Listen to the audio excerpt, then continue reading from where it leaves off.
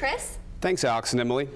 Each day, around 800,000 men and women suit up for their jobs in law enforcement to serve in the line of duty. And the spotlight on this nationwide problem hit home recently when 3 U.S. Marshals were shot serving a warrant in Elkins. The suspect, 50-year-old Charles E. Smith, opened fire on the officers, killing 24-year-old Della Kotzpaneller and injuring 2 others. I spoke with one local officer who told me just how dangerous it is to be a policeman. So far this year, 17 police officers have already died in the line of duty. The number of officers being assaulted is continuing to increase across the country.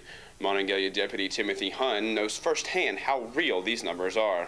And everything's finally under control and the adrenaline starts coming out. I mean, that's when I knew. I was like, oh man, you know, my wrist, I couldn't see any swelling. I couldn't move it.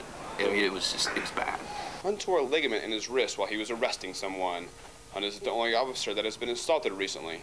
Researchers are saying in 2010, 162 officers were killed, the most since 1974. In West Virginia, 1 in 8 officers reported a simple assault. 1 in 23 reported an aggravated assault. And on average, police officers are assaulted 3 to 4 times a year. Hunn says officers should always be aware during every call. Yes, when every call we go to, there is a certain level of awareness. There's a certain level of risk to anything you do. The simplest call can turn into something serious, especially today, said Hunn. For example, take this simple traffic stop.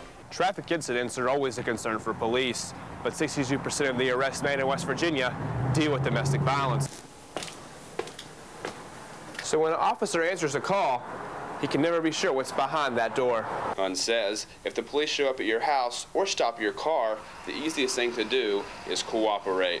Here's the thing. If we're there legally, you know, don't come over and cause a commotion because you're just going to add to the problem. You're making a bad situation worse. Hunn's injury forced him into light duty on November the 3rd, and he will stay on light duty until April 19th.